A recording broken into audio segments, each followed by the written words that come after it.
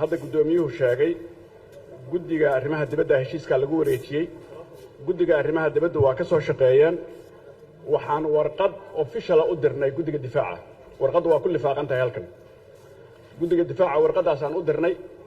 وكل فاقنتها وآخرية كرتان markii aan soo dhameynay waxaan taladina nagu soo wareejiya saaxiibkay kooshin wuu ogaa warqadaas wuu helay xafiiskiisa ku helay wax jawaab nagu may soo celin oo aan oral lahayn warqadna ma soo dirin markii dambe guddiga joogtada anagoo fadhina markii ajandaha lagu soo daraayay in heshiiskan la keeno anagu shaqadeena aan soo dhameysanay wasaaradda difaaca wixii aan weydiinay aan soo weydiinay si official ah oo gudoomiyaha iyo guddiga joogtada wada fadhiday waxay yiraahdeen heshiiska waxba kama qabno waa keeni kartaan golaha marka arintaas aan rabay inaan idinka shaafiyo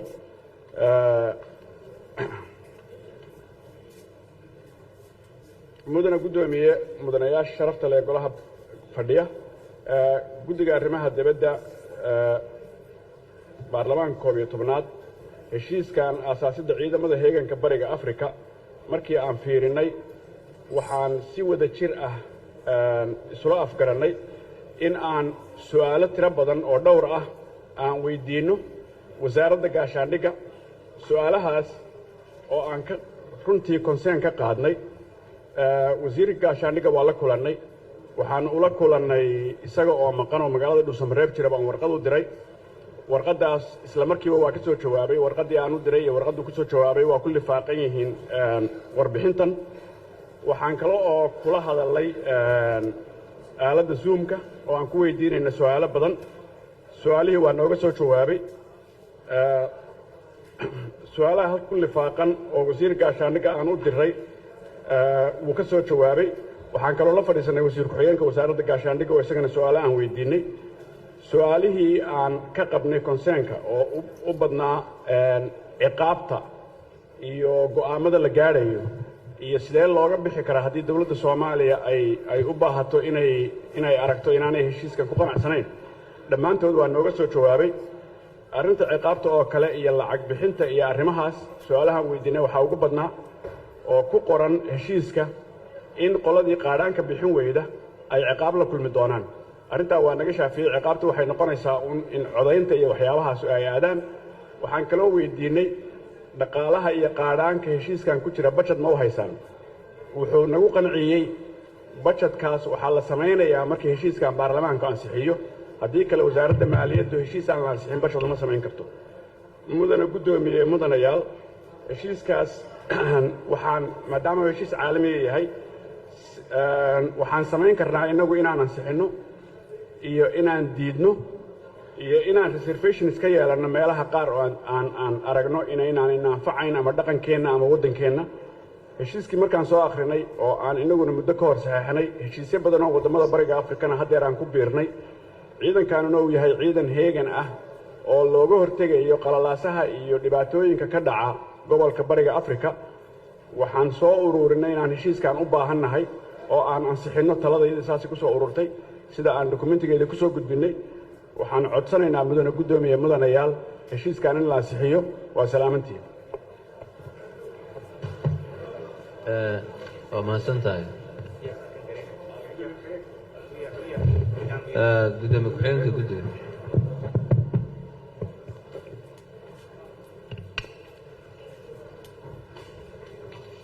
حلو أنا وس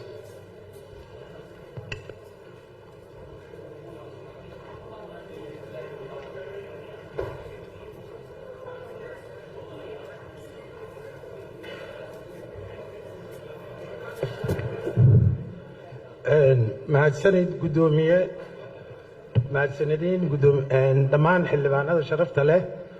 sida gudoomiyaha guddiga uu sheegay heshiiskan sidiisaba waa heshiis caalami ah oo ka kooban yacni ciidan heegan u noqon kara waddamada bariga Afrika taasoo ay ku heshiiyeen 10 waddan oo Afrikaan ah oo khaasatan bariga Afrika sideedaba heshiisyada caalamiga waxaan ognahay in ay macnaha ay yihiin heshiis markaasi wadamada ay go'aan ku gaaraan iyagoo fiirinaya maslaxadooda iyo markaasi wixii dan u ah waddamadaasi ay iska kaashan karaan hadday noqon lahayd dhinaca dhaqaalaha iyo siyaasadda ama bulshada marka heshiiskan isaga ah sida ka muuqata dukumentiga waa heshiis soo maray yacni dhowr marxaladood ama maxay ahayd heshiis ay xukuumado badan uu soo dabataxnaa baarlamaano badanna uu soo dhaafay marka anigoo adkeynaya ama second garaynaya hadalkii uu ka soo jeediyey guddoomiyaha guddiga heshiiskan waa heshiis faa'iido u leh ummadda soomaaliya ama gaar ahaan dowladda soomaaliyeed taasoo ay tahay maadaama waddankeena 30 sano oo burbur ku jiray in layska kaashado dhinaca militariga ama ciidan heegan u ah kaasoo lagu caddeeyey dukumentiska in uu yahay mid ay iska kaashan doonaan qalalaasaha iyo colaadaha iyo emergency haddii loo baahdo ciidankaasi in waddamada maxay ahayd markaa dhibaatada ka jirta in lagu xalliyo marka sidii uu sheegay guddoomiyaha heshiiskan wax sidaas oo lagu kordhin karaa ma jirto laakiin meeshii ay mataqaanaa soomaalida sida dhaqankeeda oo kale diidaya oo kale waxyaabaha caqabad ku noqon kara maadaama ay dowladuhu yihiin dowlada meelana isaga mid ah meelana isaga mid ahayn marka heshiiskan waxaan aaminsannahay inuu ka dowlad ahaan annaga faa'iido inuu leeyahay maadaama baarlamaanadii naga horreeyey ay nasiib u yeelan waayeen inay ansixiyaan maanta uu taagan yahay baarlamaanka 11aad waxaan dhihi lahaa xildhibaanada sharafta leh in heshiiskan sidiisa lagu ansixiyo iyadoo markaa la fiirinayo maslaxadda dowladda soomaaliyeed iyadoo maadaama muddo aanu ka maqnayn saaxadda caalamka ay qayb ka noqon doonto in heshiiskan uu noqon doono mid wax ka tari kala maxay ahayto dowladda soomaaliyeed xagga dhinaca militariga marka mudanayaasha sharafta leh maadaama guddigeennan arrimaha dibadda uu heshiiskan qayb ka ahaa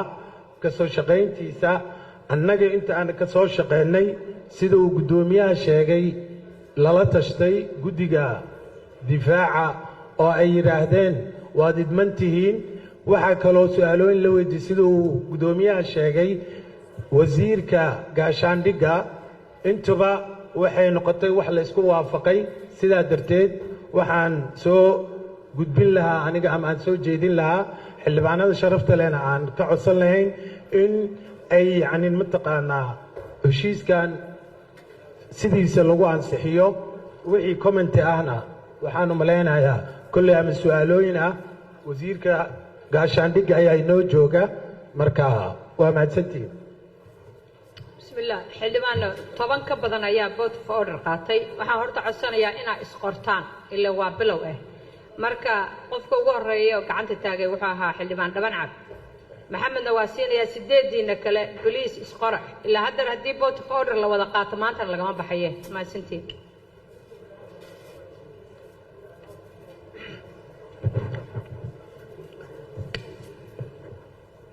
shirgudoonka sharafta leh xildhibaanada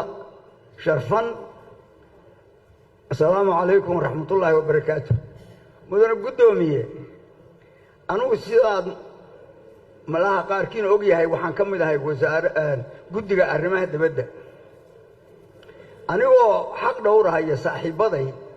haddana mana maqal mana arag waxaanse la yaabay ciidamada istaanbayga ah oo afrika arrimo dabad baa go'aaminahayo oo dadka u sheegaya iyadoo gaashaandhiggii joogo hadalkaas waa isku kay qaban waaye waxaan mana arko wasaaradda gaashaandhigga oo na weydiisanaysa inaan la fududayno waxaan kaloo ka maqan meesha wasaaradda arrimaha dibadda waxa annagu aan qorayno ra'yi bay ku leeyihiin ama ayagaa laga rabaa inay kaga doodaan forumka internationalka ama meesha africa loo tegayo marka arrintaas iyada ah sidii uu xildhibaan hore codsaday bal in dib loo derso oo wasaaradda arrimaha dibadda lala xiriiro oo gaashaandhigii meesha yimaado oo ay sheegaan waxa ay qaban karaan iyo waxa aysan qaban karin ayaan anigu door bidi lahaa marka waxaan idinka codsanayaa xildhibaanada sharafta lahow anoon ka soo horjeedin saaxiibbaday guddiga aan ku wada jirno haddana waxaan dareensanahay in wasaaradda gaashaandhigu uga habboon tahay inay ka soo jeediyaan ra'yigooda iyo waxay qaban karaan iyo waxa ay noqon karto baarlamaanka sharafta lehna guddoonkaan ka codsanayaa inay keenaan dadka sharciyada u qaabilsan ama ninka xeer ilaaliyaha guud oo nala saleeyo la yidhaahdo waxaan waa la geli karaa waa mahadsantihin xildhibaan maxamed qadar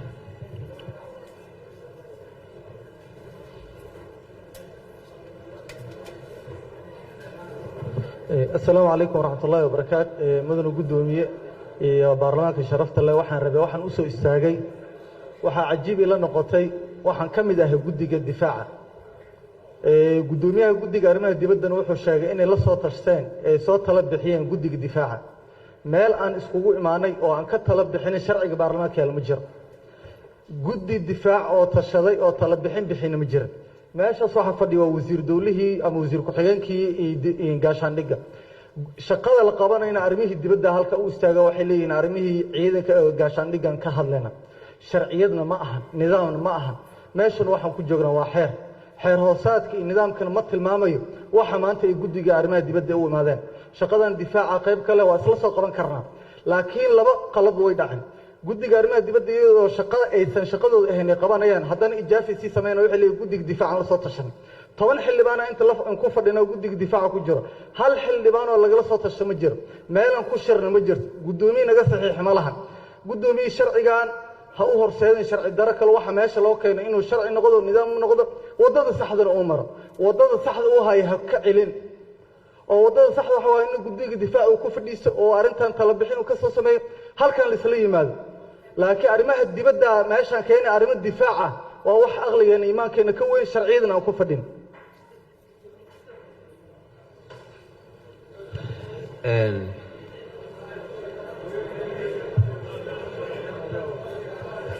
gudoomiyaha inuu ka jawaabo guddiga arrimaha dibadda بليز xildhibaan isqora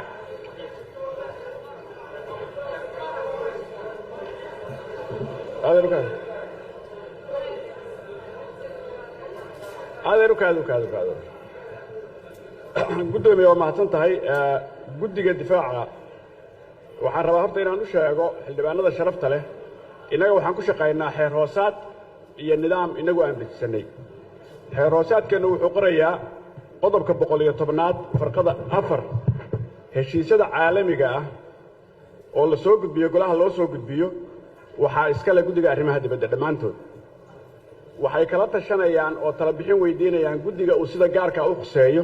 bay tala bixin weydiinayaan meeshaan dukumenti iyo waraaqo iyo waxaan ku shaqaynaa innagu hadal kuma shaqayno warqad baan u gudbinay guddiga arrimaha dibadda xafiiska guddiga arrimaha dibadda ay tagtay kama soo jawaabin xildhibaan kooshin afkiisu wuxuu iga yidhi hawlihiinna iska wata markay warqaddu u tagtay xafiiskiisaan ugu tegey life waxaa kale oo markhaati leh oo ay xildhibaanada guddiga joogtada ay fadhiyaan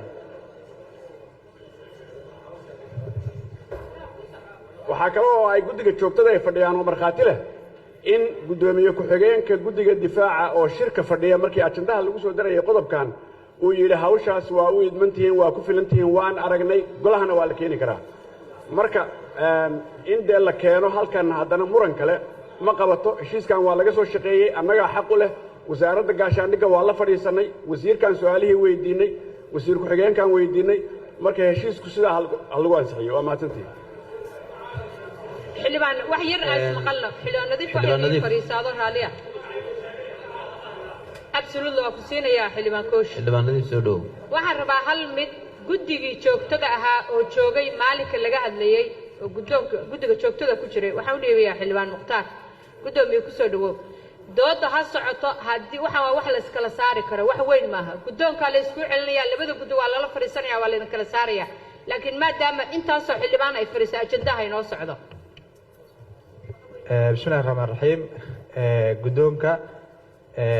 iyo dhammaan xildhibaanada marka ugu horeyso assalaamu calaykum waraxmatullahi wabarakaatu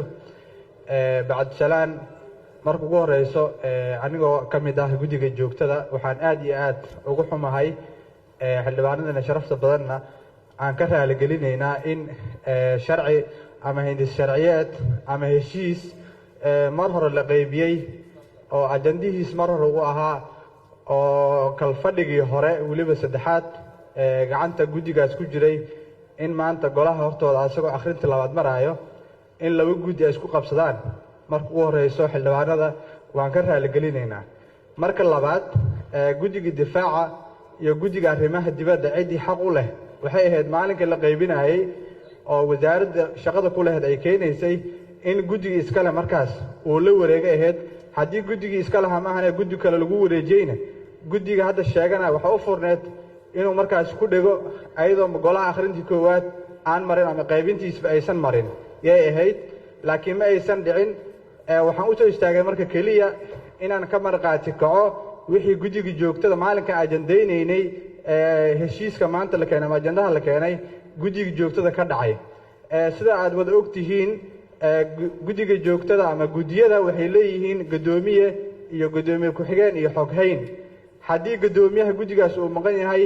waxaa ka wakiil ah guddiga oo shirka guddiga joogtada u maanaya guddoomiye ku-xigeenka haddii guddoomiye ku-xigeenka iyo guddoomiyaha ay maqan yihiin waxaa guddigaas wakiilka ah xogayaha guddigaasi yaa mas-uul ka ah marka haddii maalinkaas tusaale aniga oo guddiga beeraha guddoomiyeka haddii aan maqnaa oo guddoomiye ku-xigeenkay u yimaado wixii guddoomiye ku-xigeenkay uu halkaas ka soo qaaday yaa guddigay u qaadan sideedaba marka guddiga arrimaha dibadda ajandaha intaan la soo gelinin waxay sheegeen in guddiga difaaca ay jawaab ka sugayaan ay u baahan yihiin inay wada fadhiistaan oo heshiiskan ay ka soo shaqeeyaan guddiga difaaca waxaa u fadhiyey maalinkaasi guddoomiye ku-xigeenkooda asaga hadalka qaatay wuxuu yidhi guddoomiye sheekh aadan wuxuu yidhi guddoomiyow sharcigan markaan fiirfiirinay oo aan baarbaarnay ama heshiiskaani meel aan ka soo geli karna guddiga difaaca ma jirto gebi ahaanba sidaa darteed guddiga arrimaha dibadda ayaa shaqada ku leh ayagaan u fasaxan ha loo gudbiyo ama hala ajandeeyo goloweynaha loo gudbiyo guddiga arrimaha dibaddana ha keeno marka maanta in guddigii difaaca ay intay soo istaagaan weliba xogayntooda iyo xubnihii kale ka mid ahaa ay yidhaahdaan annagaa iskale heshiiskaas runtii waxay ceeb iyo sharaf dhac ku tahay labada guddi gaar ahaan guddiga difaaca ayay ku tahay marka mudane guddoomiye waxaan soo jeedinayaa ama aan codsanayaa maadaama ajandaha la ajandeeyey xildhibaanada ay yimaadeen oo inay shaqadooda qabsaan ay u yimaadeen inaan dib loo dhigin haddii guddiga difaaca ay sharci ahaan u sheeganayaan akhrinta saddexaad ayaa dhimane maanta ansixin ma ahane waa akhrinta labaad keliya ha la sii wado haddii tala bixin iyo waxay ka qabaan ayagaa hore u dhahay annaga ma lihine taladood ha ku darsaan akhrin saddexaadna hal iskugu yimaado ansixinta laakiin sharci ahaan iyo dood ahaan wixii meeshaas soo dhex maray guddiga arrimaha dibaddaana xaq u lahaa ayagaana maanta inay golaha ka horjeedaan xaqooda ay tahay haddii marka isqabqabsi iyo doodo kale ay yimaadaan waxay noqonaysaa akhrinta labaad sideeda loogu gudbo oo arrimaha dibadda ha loo daayo akhrinta saddexaad guddiga difaaca waxay ka qabaan iyo sharci ahaan doodaha dib aan u dhigin waa mahadsantihiin بسم الله حلبان وانت كوشن بايسكلها لكن نضيف واحد من ده أنا قال لي يري ما يوقوتين يا حلبان واحد يرسق بسم الله الرحمن الرحيم واحد يرسق حلبان مش هذا تاجنو واحد يرسق عند مية حلبان كوشن باكل حاجة ما دام حراسات وقوم مقعيس الشاقي واحد ربع كليه waxaan wax weyn maaha guddoonka la isku celinayaa xildhibaan maaragtay guddiga difaaca laakiin maadaama la soo gudbiyey oo guddoomiyihii joogay uu idiin caddeeyey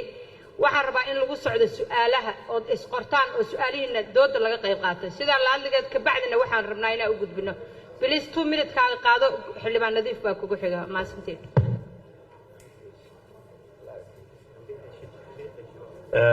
mudane guddoomiye ood mahadsan tahay waxaan kaloo u mahad celinayaa guddoomiyaha oo magacayga tilmaamay ma islaahayn soo kace horta guddoomiyaha guddiga arrimaha dibadda u malayn maayo inuu sax ka sheegay ma odhanayo been buu ka sheegay waa xildhibaan walaalkeenu saaxiibnahay laakiin ereygaa waanu cudur daarayaa waxaan leeyahay gaf buu ka sheegay markuu leeyahay kooshin baa yidhi meeshaad doonto la mara xeerka sharcigan shaksi iyo guddi waa kala jaad waan kuu qirayaa guddoomiyahayagaa yimi wuxuu yidhi xeerkaan shaqo kuma leeyin ha la baaskaray waana loo soo gudbiyey guddigii wuu fadhiistay waa laga tashaday waxaasi sharci darray ahaayeen waanu sheegay guddoomiyaha guddiga arrimaha dibadda inaanu xeerkan keligii qaadan karin oo aanu la tegi karin meesha sida uu dhigayo qodobka 34 firqadiisa shanaad xarafka ee uu dhigayo laba gudoomiye hadday wax wada leeyihiin waa inay guddoonku u xil saaraa oo yidhaahdaa labada fadhiista waxaan la soo hadlay jaabir markhaati beenaalama markii la soo dhejiyey waxaan ku idhi mudane jaabirow arrinkaasi ma saxsana guddiduna iskuma raacsana wuxuu iigu jawaabay jaabir wuxuu iigu jawaabay marka la keeno golaha already waa la qoree doodiina ka jeedista oo objectionkiina saara ayaan odhan lahaa horta ceeb wax la yidhaahdaa ma jiraan xildhibaan mukhtaar baan u jawaabaya wax ceeb la yidhaahdaa baarlamaanka ma jiraan haddii ceebi jirto guddoonka guddiga joogtada baa ceebta baarlamaanka qaadan lahaa waxaana waa sharci laga hadlaayo sharcigana xaqiisa iyo xuquuqdiisa iyo ceeroosaadku siduu dhigayo ayaa horta ayaa maaragtay loo baahan yahay in la marsiiyo laakiin guddi baa arrintay xaq u lahayd ka jeedinaysa masiirkeeda saxa anigu ceeb uma arko waxaan u arkaa wax toosin sixidda nidaamka dowladnimada heshiis caalamiya hadduu yahay maxaa wasiirka arrimaha dibadda usoo saxiixi waaye waa haddii nidaamka saxda ah ee dawligaa la marayo waxay ahayd heshiis walow caalamiba wasiirka arrimaha dibaddu inuu soo saxo wasaaradda arrimaha dibaddu golaha wasiirada u soo gudbiso uma aysan soo gudbin wasaaradda gaashaandhiggaa soo saxeexday wasaaradda gaashaandhiggaa golaha wasiirada u soo gudbisay wasaaradda gaashaandhiggaa golaha shacabka u soo gudbisay guddigii difaacuna dibaddu ka ahaanaya wax macquula maaha nidaamka dowladnimada ayaan la kufsanin sidii saxda ahayd hal la marsiiyo mudana guddoomiye waxaan kaa codsanayaa bilxaqiiqa waxaana dhibaato weynba ma laha innaga abuurana dhibaato bahalkan in lagu celiyo labadii guddi ay ka soo wada fadhiistaan iyagoo wada socdana halkaa la keeno wabilaahi towfiiq xildhibaan nadiif waa mahadsantahay xildhibaan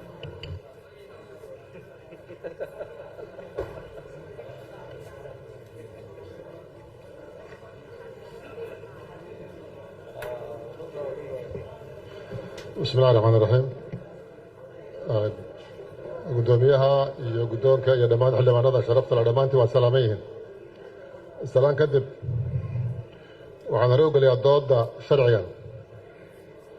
sida la ogsoon yahay sharcigan kalaata waxaa la keenay waqti dheer ka hor baa la keenay golaha shacabka akhrintii koowaad buu maray tanna waa tii labaad waay labada guddi oo ah guddiga arrimaha dibadda iyo guddiga difaaca shaqadu way ka dhaxaysaa maadaama wasaaradda difaacu ay soo gudbistay arrimaha dibadduna ay yihiin guddiga arrimaha dibadda inay isla soo fiiriyaan isla soo akhriyaan isla saxaan waxaa ku jira wanaag baa ku jira marka maadaama uu maanta iyo akhrintii labaad maanta wixii ka dambeeya ha soo wada akhriyaan ha isla soo fadhiisiyaan qolo kasta waxeeda ha ku soo darsato sida la ogsoonaya qodobkan waxaa ku midoobay waddamada bariga africa oo ugu horeyso jamhuuriyadda waddanka la dhaha burundi loo yaqaano jamhuuriyadda comoros ama jazirulqamar jamhuuriyadda jabuuti jamhuuriyadda dimuqraadiga federaalka ethoobiya jamhuuriyadda kenya jamhuuriyadda ruwanda jamhuuriyadda seychelles jamhuuriyadda federaalka ee soomaaliya jamhuuriyadda sudan iyo jamhuuriyadda uganda heshiiskan waxaa soo diyaariyey khubaro caalami ah oo waddamada ka kooban wuxuuna waafaqsan yahay xeerka caalamigu uu waafaqsan yahay oo xaggan dhinaca nabadgelyada iyo amniga iyo dhinaca xuquuqul insaanka mabaadi'da ku qoran inteeda badan ama dhammaantood waa mabaadi' laga soo guuriyey mabaadi'da caalamiga ee xuquuqul insaanka sidaasi daraaddeed innaga oo ka mid a waddamada bariga africa 30 sano oo lasoo dhaafayna xiriirka caalamigeena uu iska hooseeyey hadda waxaad mooddaa inay muhiim tahay inaan la jaan qaadno duruufaha caalamiga iyo heshiisyada caalamiga sidaas daraaddeed waxaa muhiima markaan dhan walba ka fiirinay oo rogrognay xeerkan wax dhibaato ah oo innaga gooni nagu ama ay jirto marka la fiiriyo mabaadi'da guud ee ku qoran yahay iyo qodobadiisa intaa waxaa dheer xeerkan waa laga bixi karaa markii la rabo ciddii ku qanci weysahay way ka bixi rabtaa markay rabto iyadoo sheegaysa 12 bilood ka soo waxaynaysa sidaas daraaddeed mabaadi'da guud iyo qodobada iyo dowladaha aan ku jirno aan ka tirsannahay intaba waxaan isleeyahay xeerkan waa lagu qaadan karaa markaad fiiriso luqooyinkiisa waxaa ku qoran luqada carabiga luqada ingiliiska iyo faransiiska saddexda luqana waa luqooyinka rasmiga ayaa ku jira qaybaha budgetka iyo ciqaabaadka iyo waxaasna wax guud oo nala qaban weeye marka waxaan soo dhawaynayaa sharciga baan soo dhawaynayaa sharcigani wuxuu kaabayaa amnigeenu kaabaya dowladnimadu kabaya innagu saan ogsoonahay waxaan ku jirnaa mandiqadan ama geeska africa oo taqriiban 500 lasoo dhaafay ee sano dagaallo ay ka socdeen la isku dilay hadda la rabo in loo guuro nabadgeliyo in wax la wadaago in wax la wada lahaado sidaas daraaddeed wuxuu aasaas u yahay marka deganaanteenna qayb ka mida waaye saan ogsoonahay innaguna kuwaasaan ka mid nahay waxay fursad u tahay innaga lafteenna iyo ciidamada soomaalida lafteedu inay ku tababartaan oo ay tagaan adduunka qaybihiisa kale oo ay qayb ka noqdaan nabad sugidda adduunka meelaha qaar ay ka mid noqdaan marka sharci wanaagsan waaye marka xildhibaanada sharafta leh waxaan qabaa in la meel mariyo labada guddina inay isla soo fiiriyaan si looga badbaado isku dhacyo khilaaf taasna waad mahadsantihin xildhibaan saadax cabdulla cabdi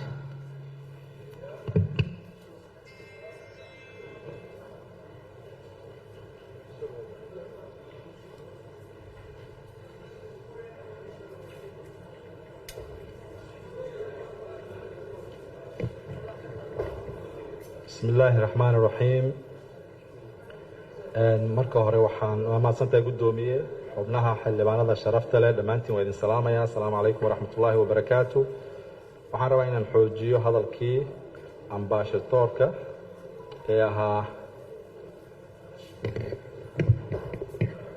waxaan ka xumahay halka mikrofoon aan haysano in maalin kasta aan cawasho ka qabno gudoomiye waxaan codsan lahaa mikrofoonkan inaan maanta wixii ka dambeeya ma aqaan haddaan idiin soo gelayno anaa diyaar ah laakiin mikrofoonkan waa mikrofoonka 275 xildhibaana haysto maalin kasta dhib aan ku qabnaa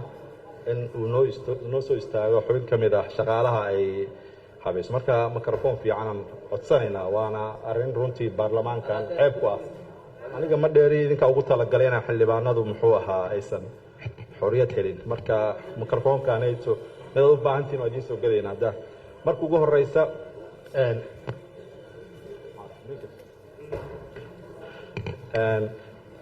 gudoomiye inta aan laga doodin ansixin iyo diidmo waxaan la qabaa xildhibaankii iga horeeyay ambaashadoorka oo yiri in xeerkan lagu celiyo wadadii saxda ahaa labada guddina ay ka soo wada shaqeeyaan maadaama ay caddahay heshiiskan inuu yahay heshiis nabadda iyo amniga in lagaga hadlaayo marka waxaan qabaa in labada guddi lagu celiyo wax dhibana kuma jirto in lagu celiyo hal meel baa loo socdaa heshiiska ujeedadiisu waa mid aan cidna isku diidanayn sida ku xusan xeerkeenan sida ku xusan heshiiska xeerkiisan marka waxaan codsan lahaa oo aan u soo istaagay inta aanan doodeeda gelinba in heshiiskan ciddii ay qusaysay oo ah labada guddi ay ka soo wada shaqeeyaan marka haddaysan taa dhicin waxaan u malaynayaa anigu dood kama qabo inta kale waana idinku soo noqonaya insha allah assalaamu calaykum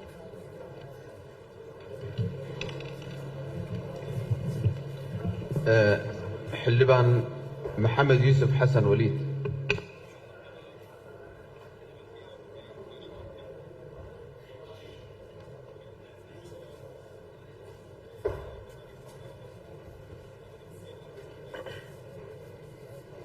بسم الله الرحمن الرحيم waxaan salaamayaa guddiga howlwadeenada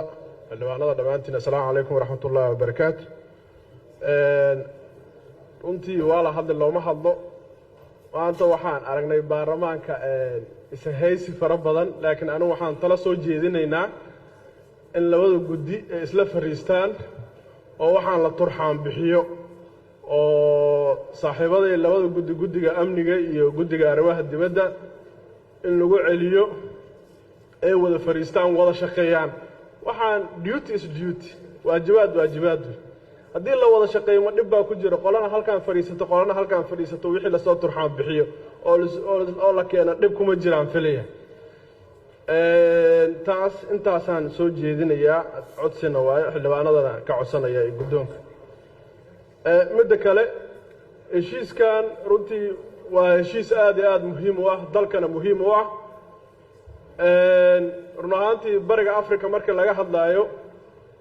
dalkeenna soomaaliya muddo badan ayaa waxaa la isku haystay arrimo qabiil iyo is-hortaag iyo qori caaradiisiyaa la isku haystay heshiiskan waxyaalo badan ayuu waddan ka tarayaa waana wax loo baahan yahay in waddanka laga samato bixiyo runtii waxaan soo jeedinayaa marka hore guddiga labada guddi aan dhahayaa guddiga arrimaha dibadda ma odhanayo aniga labada guddi waxaan su-aal u soo jeedinayaa iyo wasaaradda gaashaandhigaba horta marka ugu horeyso ciidamadan bajetkooda in la helo oo mataqaanaa miisaaniyaddooda iyo waxooda kolay miisaaniyadda hadda waa la ansixiyey ciidan haddii mataqaanaa laga shaqaynayo ciidan aan bajet haysanin resource haysanin material haysanin ciidan adduun weynaha la jaan qaadi karo ma ah bajetkooda in miisaaniyadda loogu daro oo mataqaanaa si wada jir ah loo ansixiyo ayaan soo jeedinaya midda kale saaxiibaday see sheegeen guddoomiye dhabanacadaan sheegay haddii mataqaanaa sharcigan la keenay oo wasaaradda gaashaandhigga ay soo saxiixday aniga tale ahaan marka hore waxaa ila wanaagsaneed wasaaradda gaashaandhigga iyo guddiga arrimaha amniga inay arrintan ka shaqeeyaan laakiin wayba dhacdayba tan way dhacday oo waa la siiyey guddiga arrimaha dibadda laakiin wada shaqayn iyo turxaan bixin iyo heshiisyo iyo afgarad isla wada ogol yahay in lagu wada shaqeeyo ayaa baarlamaan weynahan ka codsan lahaa midda kale aan soo jeedinayaa waxay tahay guddiyada ishaysiga arrintan ka dhalanaysa dee ninka guddoomiyaha guddiga ka ah iyo guddoomiye ku-xigeenka iyo xogeeyaha keliya guddiga mas-uul kama ah guddiga inta qof markaas ee guddiyada ay ka kooban tahay ayaa mas-uulka ah guddoomiyaha wuxuu u qaadaayo ama arrinta uu u qaadaayo sharciga uu u qaadaayo ama go-aanka uu qaadaayo waxay mas-uuliyad ka tahay guddiga oo dhan laakiin waa inuu wada ogol ka noqdaa uu guddiga kula soo noqdaa laakiin guddigaasaan siiye ha qaato yacni waxaasi waxaa la odhan karaa hadal micno aan lahaynaa la odhan kara waxaa loo baahan yahay guddoomiyaha guddiga go-aanada uu qaadanayo inuu guddiga kula soo noqdo ma aha boorso isagu uu leeyahay guddiga ma aha intaasaan kusoo koobaya wasalaamu calaykum waraxmatullahi xildhibaan cabdiraxmaan ilkacays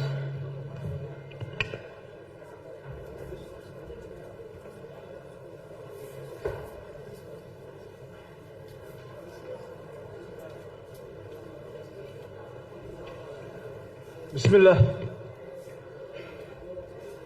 guddoonka sharafta leh xildhibaanada sharafta leh dhammaan marti sharafta idaacadda wasaaradda gaashaandhigga halka fadhida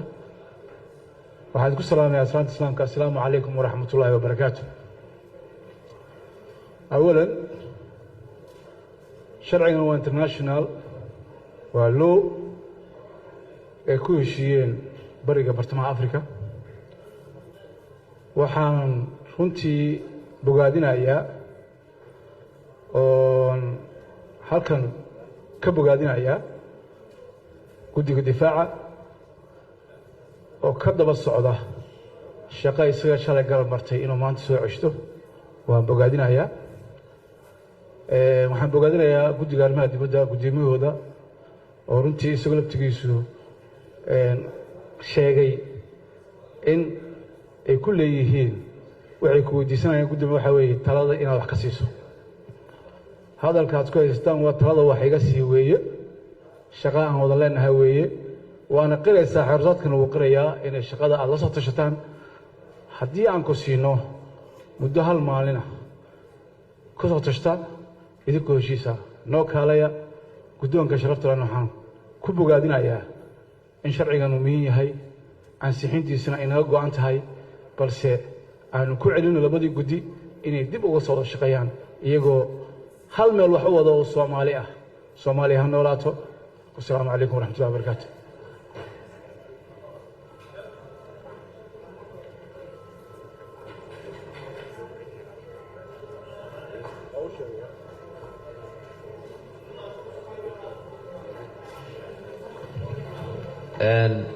xildhibaan maxamed weli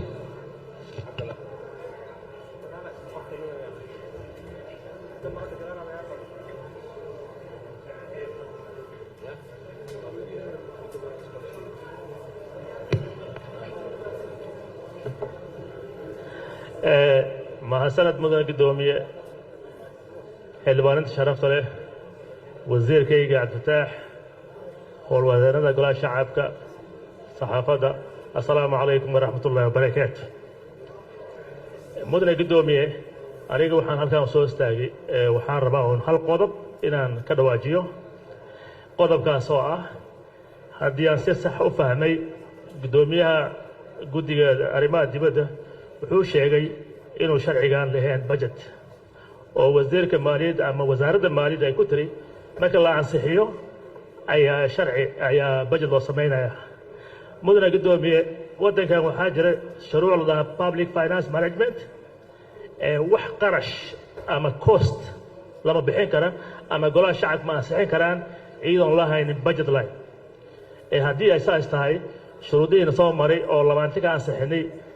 su-aashii ugu koowaad aan weydiinayna waxay ahayd budget ma loo hayaa dhaqaale ma loo hayaa ay ahayd markaan ma dhici karto la jiifiyaa bannaan la joojiyaa bannaan meesha waa inuu sharci ka shaqeeyo golo shacab aan nahay waxaa la yidhahda vapol oo wasaaradda maaliyadda ay dhaheen budgetka waxaa la samaynayaa markii sharciga la ansixiyo waxaan u arkaa qalab waxay ka horjeedaa maamul wanaagga waxay ka horjeedaa public finance management iyo sound financial management waxa la dhaha waxaa la rabaa qarash walba haddii hataa qof la qoraa waa inuu budget line leeyahay sharci hadda la keenaa aniga sharci baan ka celinay golahan oo la keenay baan celinay oo maalgashiga waxaan ugu celinay waxay hay-ad baa la samaynaya hay-addii looma haynin budget intaasaan ku celinay markaan mudane guddoomiye aniga waxaa talayda oon ku talinayaa anigoo tixraacayna maamul wanaagga anigoo tixraacayna public finance management anigoo gududayna waajibkeena check and balance inay sharcigan dib loogu celiyo wasaaradda ay la timaado budget line ama transition ha geliso ama ciidanka hadda jooga mishaarkiisa ayaa macnaha ciidanka hadda joogaa loo qoondaynaya oo dibadda aadaan laakiin ereyga maaragtay ama qorshaha ah budget waxaa la samaynayaa bacdal markii la ansixiyo heshiiska oy golaha ansixiyaan waxaan arkayaa sharci daro weeyaan sharcigan ha lagu celiyo wasaaradda ay ka timaaday budgetan ha loo helo assalaamu calaykum waraxmat ullahi wabarakaatu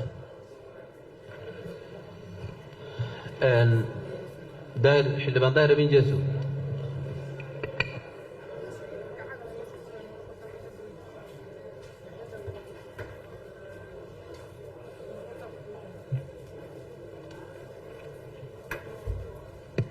mahadsanid guddoomiye xildhibaanada sharafta leh sharcigan baashan koowaad iska dhaafa roga baasha labaad la soo baxa ishaysiga labada guddi waa mid ku timid maamul xumo guddoonkeenna ay sabab u yihiin sharcigan waa sharci heshiisyo ay dowlado 10 ah ay soo galeen 10kaas dowladoodaan qayb ka nahay 27 qodob ayuu ka kooban yahay hal farqa kama bedeli karno waa diidi karnaa waa ogolaan karnaa laakiin hal farqa kama bedeli karnaa annaga waa sharci heshiis ah ma aha hindis sharciyeed dadka waxay u dhimoohayaan inuu hindis sharciyeed yahay oo aan wax ka bedeli karno aan wax ku kordhin karno aan wax yeeli karno waa diidi karnaa waana ogolaan karnaa sharcigan horta waa sharci noocaas waxaa kale oo la rabaa baashan koowaad tan labaad waxaa ku qoran heshiiska ciidamada heeganka ee bariga afrika ciidamada keenna ah military kalex maaha boliis nabad sugid asluub ayaa ku jira sidaaba ay hadda guddiga ay u soo qoreen oo ah farqada koowaad iyo farqada labaad akhriya waxay xignaayeen qodobka 126 ee dastuurka ay xignaayeen taasna waxay sheegaysaa ciidamadeenna nooca ay kala yihiin a military ba muxuu ahay boliis muxuu ahay nabad sugid da oo asluubta ah sidaasay tilmaamayeen qodobkan ay soo xigteen sidaasoo u dhigan yahay marka sharcigan waxay ahayd markuu baarlamaanka soo gaaray in saddexda guddiga arrimaha dibadda oo ay ka heleen qaybta ay ku leeyihiin ay tahay sharcigan maadaama arrimaha dibadda uu nooga yimid muxuu ahaay in ay qaybtooda ka qaataan xoogga dalka soomaaliyeed ama militariga guddiga qaabilsan qaybtiisa uu ka qaato guddiga arrimaha gudaha iyo amniga oo ciidanka soomaaliya ay leeyihiin laba ciidan ku leh ciidanka nabadsugidda iyo ciidanka booliiska labadaba waa ka howlgalayaan magaca la soo xigtay waa ciidane ma aha muxuu ahay ciidanka xoogga dalka soomaaliyeed sharci aan u samaynayna ama heshiis ciidankeena xoogga dalka soomaaliyeed iyo ay yeelanayiin ma aha marka waxaa la rabaa in siin iyo saadka ay noo kala saaran yihiin sharcigan wuxuu ka dhexeeyaa 3 guddi guddiga arrimaha gudaha iyo amniga guddiga gaashaandhigga guddiga arrimaha dibadda waxayna ahayd in guddoonka markuu sharcigan baarlamaanka uu soo gaaray labada sharciba saddexdaas guddi walbaba uu 3 ama 4 qof uu ka soo qaado oo yiraahdo sharcigan baarlamaanka ka soo tala bixiyay ma diidaynaa ma soo ogolaanaynaa ilaa waxba ma laga bedeli karo ilaa sharciga sidaas ay ahayd marka maamul xumada dhinaca baarlamaanka naga haysata ayay ka mid tahay sababta ay guddiyadeena u soo qabsadeen oo aan mikrofoonka aan halkaan ugu doodayno waxay ka mid tahay maamul xumadana haysata waxaan ka codsanayaa guddoonka inay maskaxdooda ay furaan markii sharciga uu qaanada soo galayaba yaa iska leh wasiirkan halka fadhiyo waxay ahayd in wasiirkii amniga uu soo garab fadhiisto wasiirka arrimaha dibadda uu soo garab fadhiisto sharciga aan kala doonno ciidanka wax loo ansixinayo gaashaandhigga kaliya maaha wasiirkan waa wasiirkii gaashaandhigga marka xaqiiqda dhabtaa waxaa weeye dhaliishu ma laha baarlamaanka ma laha 3 guddi ma laha labada guddi oo hadda halkaan isku haysata aniga waxaan ka tirsanayaa guddiga arrimaha gudaha iyo amniga sharcigaana wuxuu tilmaamayaa ciidan laba ciidan oo asluub nabadsugidda iyo booliiska ayaa sharciyadooda ina hoos timaadaa marka waxay ahayd tala bixin in laga soo tala bixiyo oo la yiraahdo sharcigan 3 guddi markay kulmeen nama anfacayo 10kaas dawladood ka mid ma noqon karno hal la celiyo ama 10ka dawladood heshiinayo hal laga codsado qodobka noocan ha loo dhigo siiqa bixin in loo sameeyo laakiin in muxuu ahaa hindis sharciyad anaga aan samaysanayno oo aan wasaaradaheena u samaysanayno camal aan u rogrogno sax ma marka aad u mahadsantiin gudoomiyayaal guddiga sharafta leh markii sharciga uu idin soo gaaro kala ogaada sharci u baahan munaashaqaad intaan dooda la geli sharciga maalintii koowaad la samayn karay la dhigi karo waa ogolaan in ciidankeena uu ka mid noqdo ciidanka bariga Afrika maahina maaha mid u baahan akhrinta koowaad akhrinta labaad akhrinta saddexaad u baahan maba ahaba sharcigan waa heshiis dawladeed oo aan ka bedeli karin dhibac xataa kama bedeli karo dhibac kama bedeli karo marka aad u mahadsantiin ka fiirsada sharciyada soo galay baarlamaanka dhexdiisa annagana yaan noola arag dad oo muxuu ahay aad iyo aad ugu ildaran oo aan wax walba iska qaadanayo yaan noola arkan baarlamaanka ay ignore ku tahay arrintan xildhibaan barak waa mahadsanta xildhibaan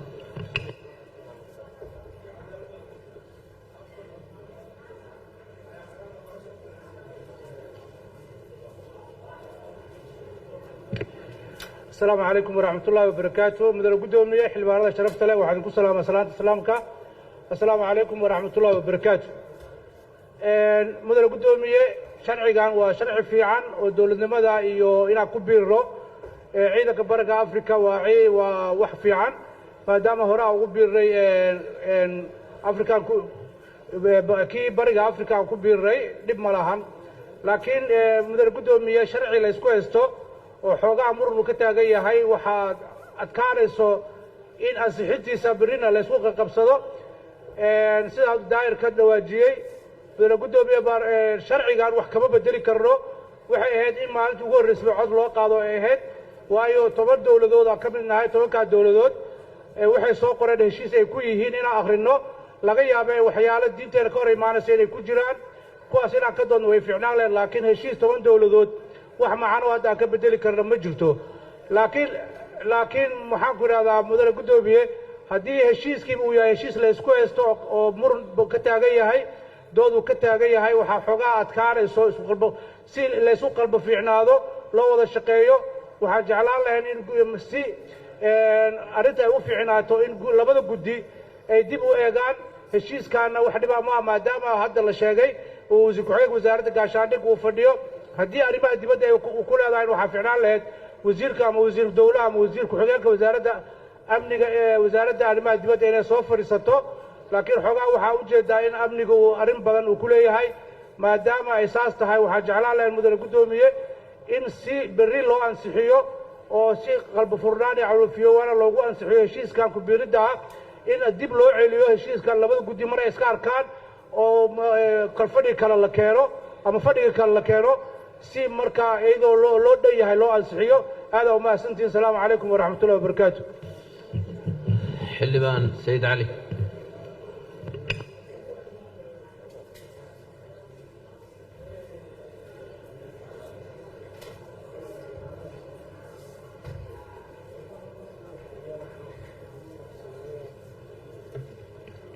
mahadsanid guddoomiye xildhibaanada sharafta leh wax badan uma soo istaagin waxaa rabaa arrintana dhexmartay guddiga difaaca iyo guddiga arrimaha dibadda wax yar inaan ka sheego arrintana dhexmartay guddiga arrimaha dibadda iyo guddiga difaaca agosto kowdeedii waxaa warqad u dirnay guddiga difaaca oo hokeentiisa toos loo gaarsiiyey wax jawaaba oo ka helnay ma lahan agosto 30keedii haddana waxaa warqad u dirnay guddiga difaaca annagoo leh talobixin na soo gaarsiiya haddaan noo imaan karin warqad ahaan noola soo diro wax jawaaba kama helin maadaama uu yahay heshiiskan heshiis caalami ah sida hore heer hoosaadka qodobka 110aad uu qabo in marka hore lagu wareejiyo guddiga arrimaha dibadda kadibna talobixin ay weydiistaan guddiga difaaca ama guddigii kale oo arrintaas ay qusayso ugu yaraan waxaa haysanaa 4 bilood intaasna waxaa raadinaynay guddiga difaaca tiladooda markii u dambeysay waa tan guddoomiyaha uu sheegay oo ahayd guddiga difaaca oo guddiga joogtada uu ku weydiistay in guddiga difaaca taladii ay diideen in sidooda loogu gudbiyo sidaasna noogu ogolaadeen marka waxaa qabaa maadaama heshiiskan heshiis caalami uu yahay oo waxna laga bedeli karin in maanta sidiisa lagu ansixiyo oo waqti kale iyo time kale aan la bixinin waxaan idinka codsanayaa guddoonka iyo xildhibaanada sharafta leh heshiiskan in sidiisa maanta aan ku xasino waa mahadsantihiin xildhibaan ciid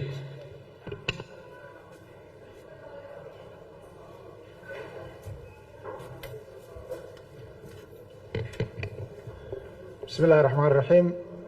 مدن قدومية xildhibaanada sharafta leh howlwadeennada ciidamada amnigeena sugaya waxaan idinku salaamay assalaamu calaykum waraxmat ullahi wabarakaatu runtii anigoo aaminsan in guddiga arrimaha dibadda ay shaqo fiican qabteen oo ay ka soo shaqeeyeen arrintan ayada ah haddana waxaa muuqata inay xaq u leeyihiin guddiga difaaca inay ahayd inay qabsadaan hawshan waayo waxa laga hadlaya waa ciidan waa howlgal waa tababar waa qalab waa diyaargarow intaasna waxaa iska leh wasaaradda gaashaandhigga iyo guddiga difaaca sida hadda ka muuqatana qaladka dhacaya waxaa waaye guddigii arrimaha dibaddaa soo diyaariyey laakiin waxa meesha fadhiya waa wasaaraddii gaashaandhigga hadday leeyihiin waxaa la rabay inay wasaaradda gaashaandhigga iyo wasaaradda arrimaha dibadda ay soo wada fariistaan labada guddina ay ka soo wada shaqeeyaan arrinta hadda waa sahlan tahay nin baaba wuxuu keenay guddi kaleoo saddexaad intuusan mid kaloo afraad uusan soo bixin oo guddiga cadaaladana waa maqlaye waxaa fiican in labada guddi la iswaafajiyo oo arrintan si sax ah ay uga soo wada shaqeeyaan midda kale sideedaba sharci noocuu doona ha ahaadee ama wax hadda u baahan in la sameeyo oo hadda kadib la dhiso oo bajetkeeda wadan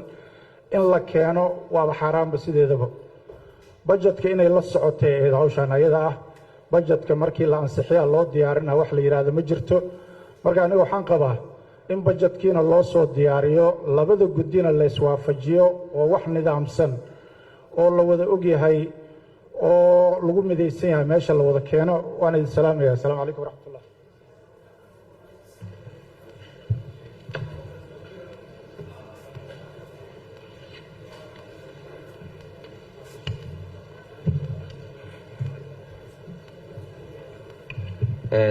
xildhibaan Faysal Jeed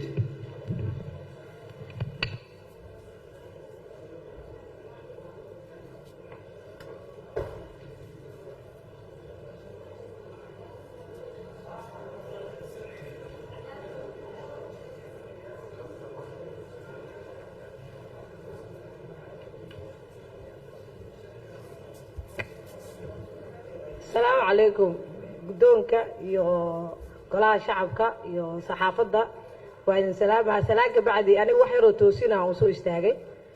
horta qaladka meesha uu ka jiro oo dhan waxa waaye guddiga joogtada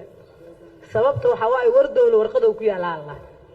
guddiga arrimaha dibadda warqada qortay musa sheegtay laba jeer warqad ma lidii kugu soo jawaabay waa maya waxa rabaa marka warqad qortay horta warqad lagu soo jawaabo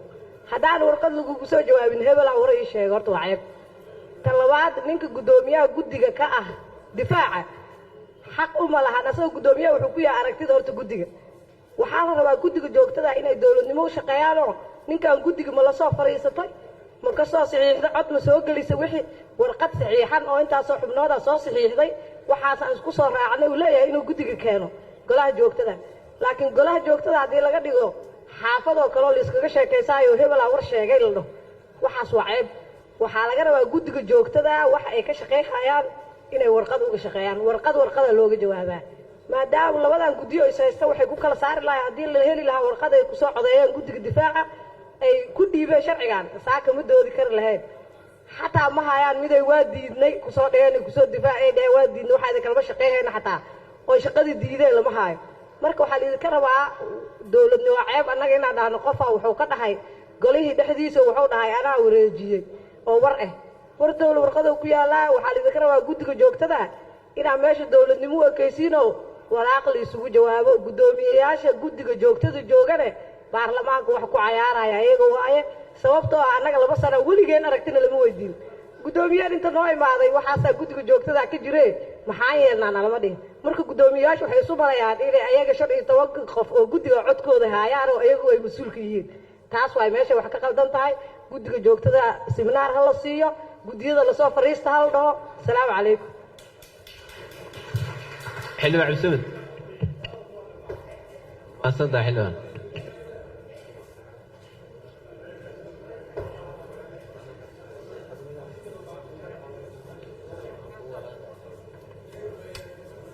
بسم الله الرحمن الرحيم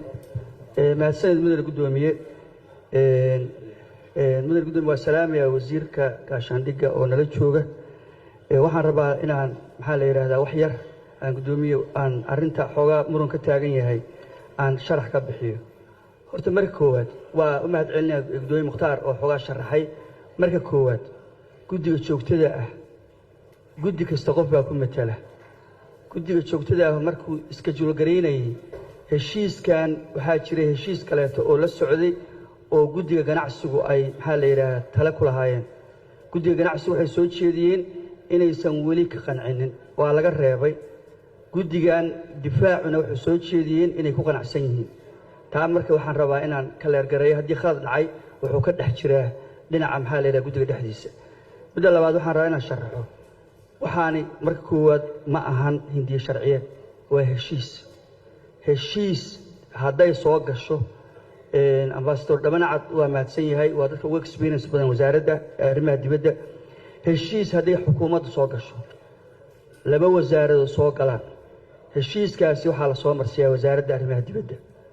annaga ka baarlamaan ahaan markuu heshiis noo yimaado sidaa ogtihiinba heshiiska waxaa la soo marsiinayaa guddiga arrimaha dibadda ee golaha shacabka la soo marsiinaya sababta loo soo marsiinayana waxay tahay inay isku fiiriyaan heshiisyadii kaleeto oo horey u soo mareen maxaa la yiraahdaa dawlad u soo martay inay soo marto ka bacdina waxaa laga rabaa guddigii shaqada la lahaa oo wasaaraddaas heshiiska soo gashay inay kala fadhiistaan oo ay u sharaxaan guddiga danta laga leeyahay for example guddiga difaaca danta laga leeyahay waxay tahay heshiiskaa inay ogaadaan hadhowtina ay ku kontroolaan wasaaradda gaashaandhig kontroolaan heshiis weeye waxa laga hadlaya hindi sharciyeed maaha heshiis markuu yahay waxa laga bedeli karaa waa wax kooban weeyo heshiiska waxay soo galeen dawladdu soo gashay oo maxaa la yidhaahdaa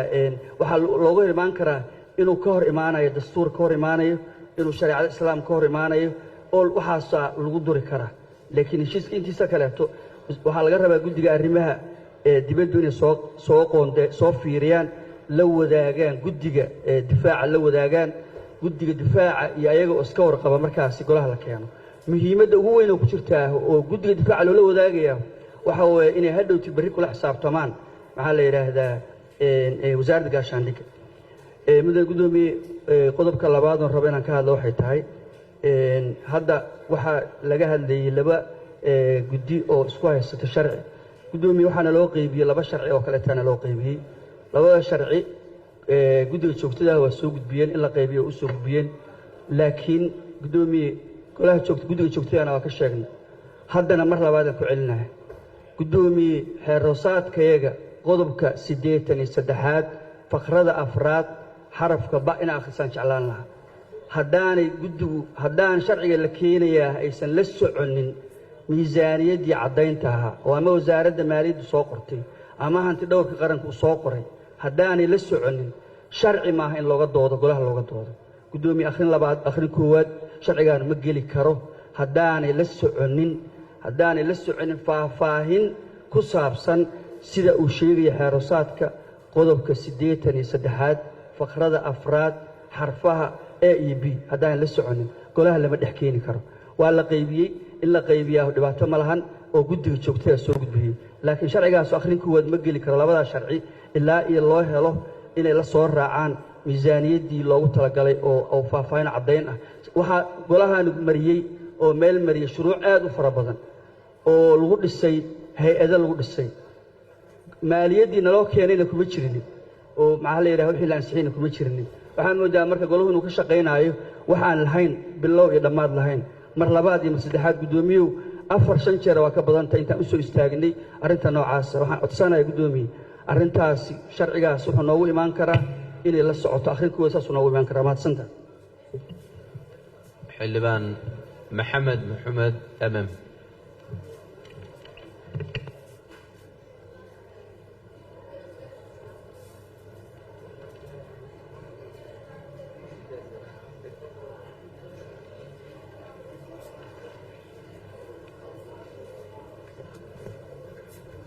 بسم الله الرحمن الرحيم قدومك برلمانك حمناها برلمانك شرفت له مرت شرف كله يا دمان ميديا السلام عليكم ورحمة الله وبركاته إن شاء الله كم ديران أيو كلية هلا رن أو يم مقدان ربي إن شاء الله ينتل معمو أو أرنتا ضبوا شيء إن أنك هذا النوع هشيس كني وحو مهم كنوعية ضل كان فائدة موية هاي mise faa'iido uma aha qodobkii asalka ahaa ee rabnay inaan ka doodno kaasuu ahaa laakiin waxaa hareeyey heshiis wax khilaaf ka kala yimid guddiyadii arrimaha dibadda iyo kuwii difaaca waa meesha rabbi subxaanahu wa tacaala uu nooga digo ah walaa tanaasacuu fatafshaluu watadhaba riixukum ha iskhilaafina haddaad iskhilaaftaanna waxyaabaha sababta ka imaanaysa waxaa ka mid ah inaad fashilantaan markii aad fashilataanna watadhaba riixukum awooddiinna inay tagto oo hadda intii la hadlayay oo dhan marka laga reebo hal xildhibaan qodobadu inta badan waxay ahayn khilaafkii un jiray bes laakiin lagama hadlin heshiiskan mabaadi'diisii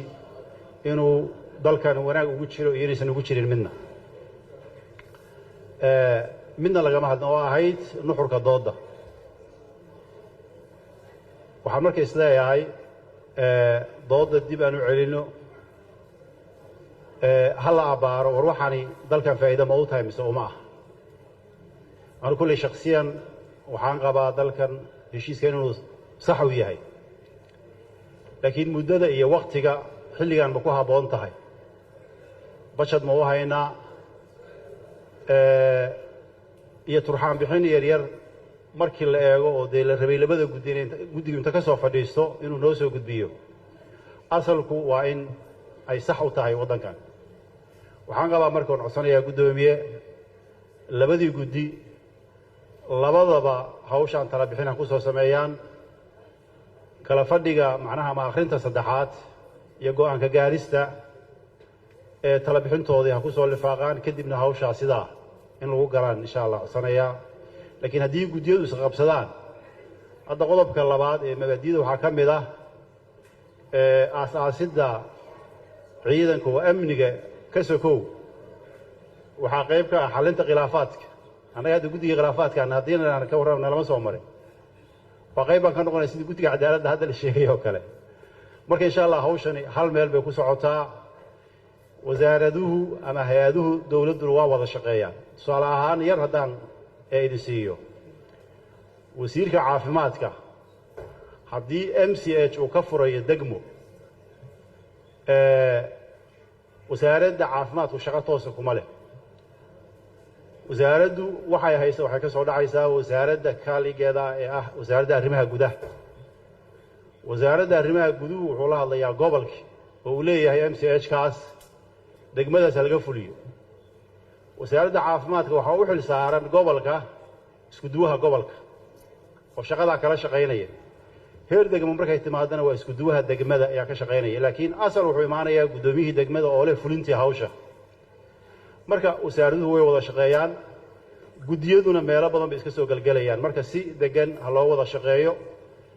laakiin marna yaysan meesha ka bixin insha allah nuxurkii heshiisku uu ahaa iyo turxaan bixintiisii iyo waajibaadka naga saarnaa baarlamaan ahaan wasalaamu calaykum raxmatullahi wabarakaatu mahadsan xildhibaan axmed mashruuc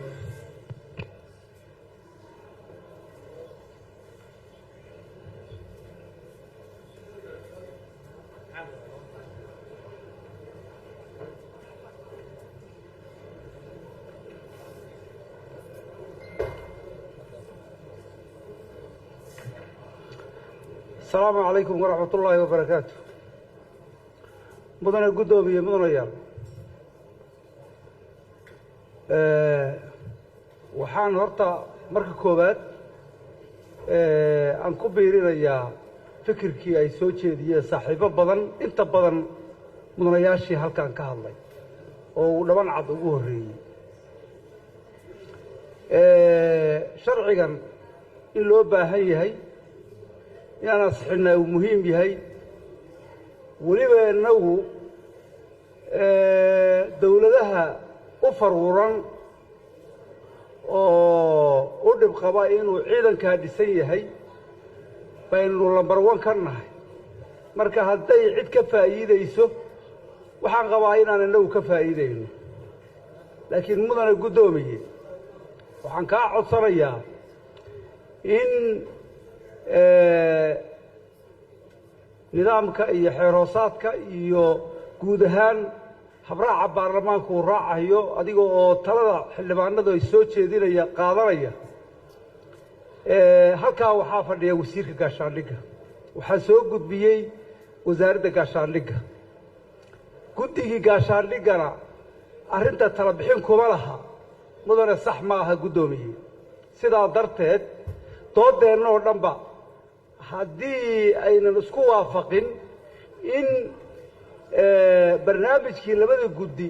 ay heshiis ka yihiin oo ay isla asixiyeen wuxuu noqonayaa wax duleela sharciyadeennu marka in arrintaa la siiyo oo kala soo jeedintaas doodeenna shaashaysay aynu iska saxno mudane guddoomiye inaad oggolaataan rajaynayaa oo guddiga difaaca oo arrintan kaalin muhiim ku leh arrin ciidanna ah arrinta hadda laga hadlahayo ee sharciyadda la samaynayo doorkooda in la siiyo guddoonku inuu aqbalo innaguna hawsha markii ay ayagu isa soo hagaajiyaan doodeeda aan galana soo jeedinayaa wasalaamu calaykum waraxmat ullaahi wabarakaatu mahadsan xildhibaan maxamed cabdiqaadir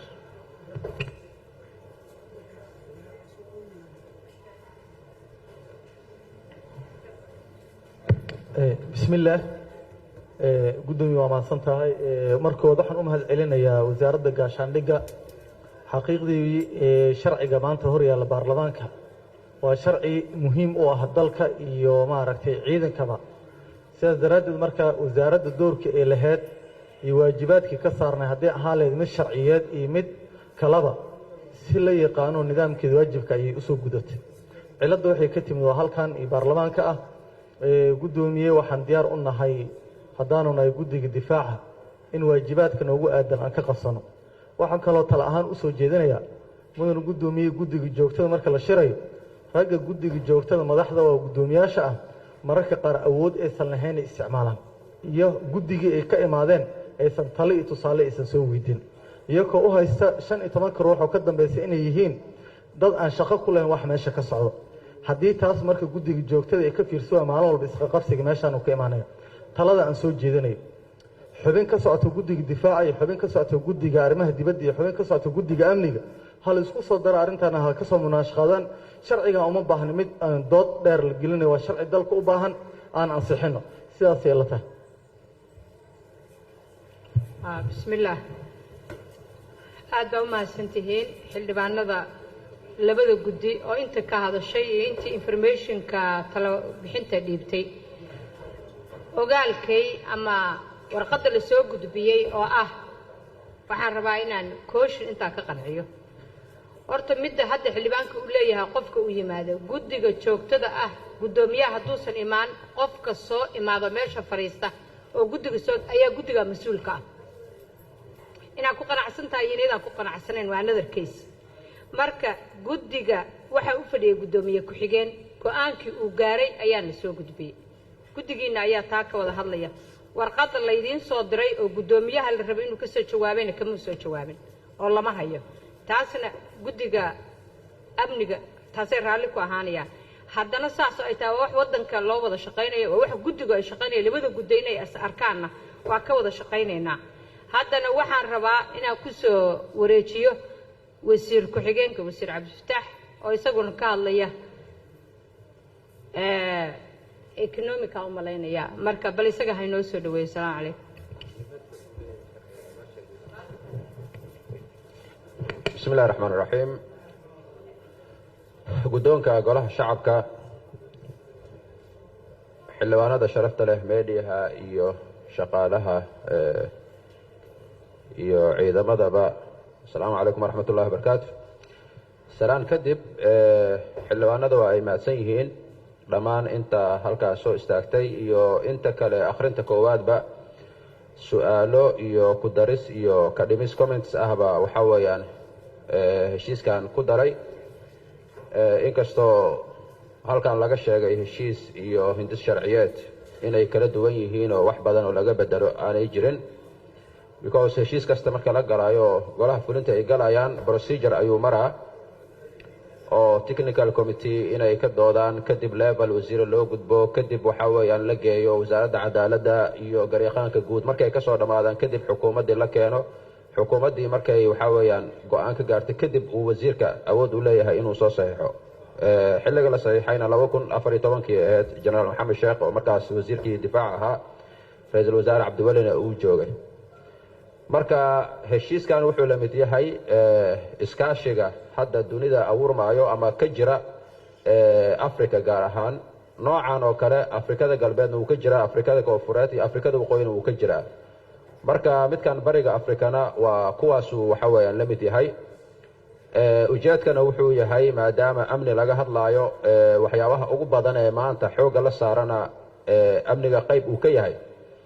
bal in aan annaga noqonin dad aan miiska fadhinin go-aan loo gaaro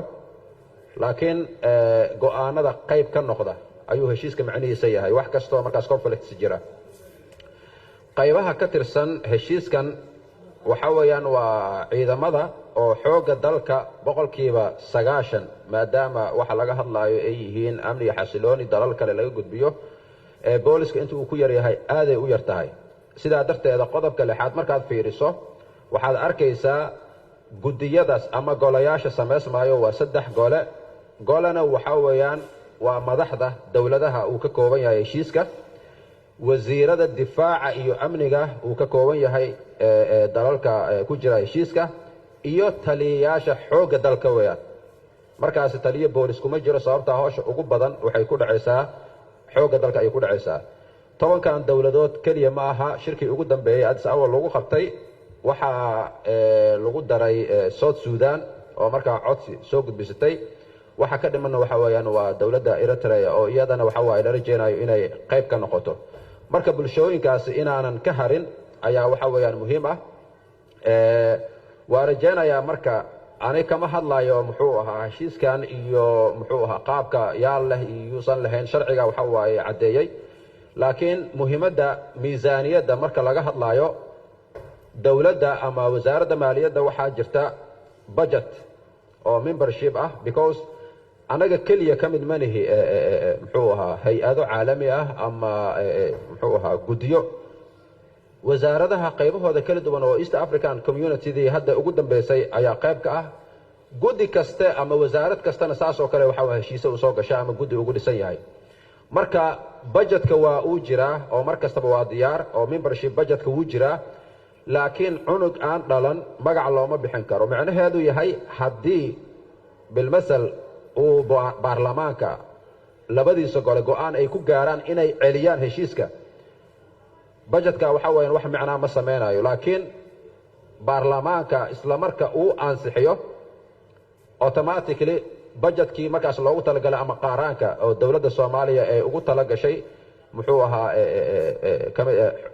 ahaa barigaas Africa East African Standby Force ama ciidanka heenka bariga Africa waa u diyaar wax walwal ah waxa weeyaan taasi kama taagna xildhibaan ciid ayaa waxa weeyaan kaftame wuxuu yiri intaanan qolo kale waxa waa aysan sheegin haddana bahashan hala fududeeyo waaba mara baqayo waxaan isiri guddiga shaqaale asagana amuun ugu qabsadaayo shaqaale maadaama heshiiska uu ka kooban yahay dadka kamid ah shaqaalihiisa ciidan iyo rayd ay kamid yihiin guddiga shaqaale amu asagana yiraahda annagana shaqaalahan ayaan lagu daro amu yiraahda marka waxaan rajeynayaa maadaama heshiiskan muhiim uu u yahay in badanna waxa weeyaan uu yaalay meel fiicanna waxa weeyaan hadeertaan uu marayo fadhiga soo socda waxaan ka rajeynayaa in naloo ansixiyo labada guddina waxa weeyaan is arkaan wixii waxa weeyaan yani ugu dambeyn ay keenaan wax markaasi waxa weeyaan macquul ah si aan markaa u gaarno because anaga kaliya hadda ka dhiman waxaan idinka rajeynaynaa xildhibaanada sharafta leh iyo guddoonka sharafta lehba in arrintan iyada ama heshiiskan isaga ah naloo dadejiyo sida ugu dhaqsiyaha badanna waxa weeye aad nooga ansixisaan idinkoo mahadsan aad iyo aad mahadsantiin asalaamu calaykum waraxmatullahi wabarakaatu aad iyo aad ayaa wasiir u mahadsan tahay wasiirka inuu ku dambeeyey marka labada guddina waa is arkayaan insha allah maantana fadhigeena intaasu ku xiran yahay aad baan u mahadsantihiin